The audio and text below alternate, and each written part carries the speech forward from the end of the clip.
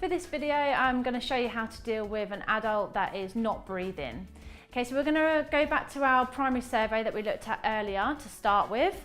So check for danger, check for response. Hello, can you hear me? Can you open your eyes?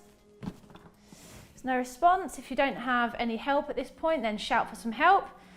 Open the airway, head tilt, chin lift, and check for breathing for 10 seconds. Look at the chest rise and fall in, and listening and feeling for breathing. What we're looking for here is for normal breathing. Okay, so anything other than normal breathing, we would start CPR. There's something called agonal gasps, which are kind of like the last breaths that may sound a little like this.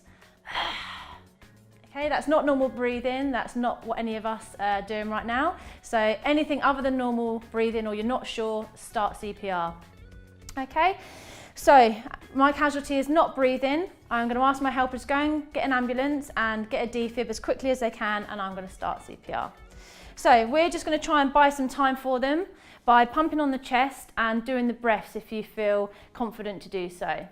Okay. There might be a reason why you might not want to do the breaths if there's any blood or sick or anything like that, and that's fine. Just wait until there's a pocket mask, or just do continuous chest compressions. Okay. So I've checked for breathing, I've sent off for an ambulance and a defib. I'm now going to start CPR. So I'm going to place my hand right in the centre of the chest, right on the breastbone. So heel of my hand right in the centre. Okay. The other hand is going to come over, and I'm going to link fingers, and I'm just going to try and put pressure right on the breastbone, not on any of this part of the chest. A couple of pointers to make the compressions a little bit easier for yourself, but also the most effective for your casualty. Make sure that you place yourself as close to your casualty as possible.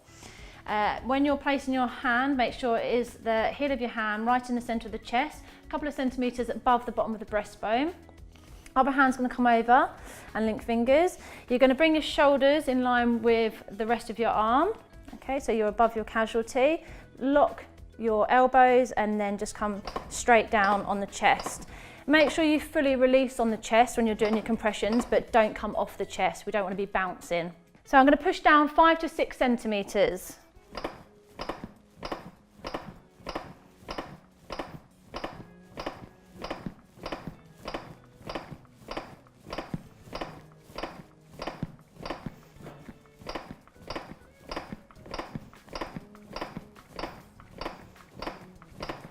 So that's 30 compressions, and that's at a rate of about 2 per second, so between 100 to 120 per minute.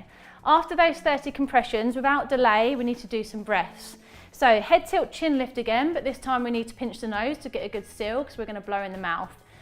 So put your mouth around theirs, do one breath, come away, take a breath yourself, and then do a second breath. As you can see, the chest is rising. If you're not sure if the chest has rose or if you think it was unsuccessful, just try those 2 attempts and make sure you've got a good seal when the head tilt, chin lift is applied. Don't continue to keep putting those breaths in to make up for ones that are missed, because you could be there all day if there's a blockage or something else wrong. After those 2 breaths, straight back into your 30 compressions.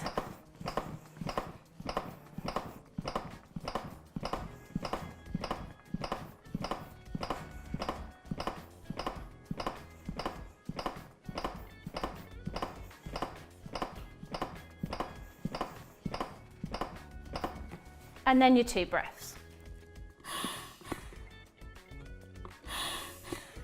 And you can continue to do that at a rate of 30 compressions to 2 breaths until your AED comes or the ambulance come. The only reason you would stop CPR is if you were really exhausted and there was no one else that could take over, you would have to stop. If the casualty was to come to, which obviously we would hope would be the case, or if the paramedics tell you to stop when they do arrive.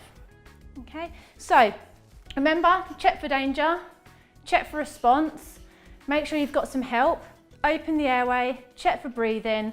If they're not breathing, ask for an ambulance and a defib to come back to you as quickly as possible, and start CPR by doing 30 compressions at a depth of 5 to 6 centimetres and a rate of 100 to 120 per minute, and then your 2 rescue breaths followed by your 30 compressions to 2 rescue breaths, and just continue that.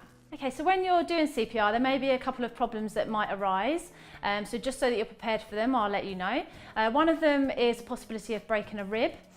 Okay, if you do break a rib, please try not to worry. It is at the bottom of our priorities. Breathing is first. Just make sure your hands are right in the centre of the chest and continue to do what you're doing at the correct depth. Don't change the depth of your compressions. Okay, another couple of things that might happen is the casualty might be sick. Don't worry about that. Just turn your casualty away from you, allow them to be sick, drain away, come back, check for breathing, and then carry on CPR if they're still not breathing.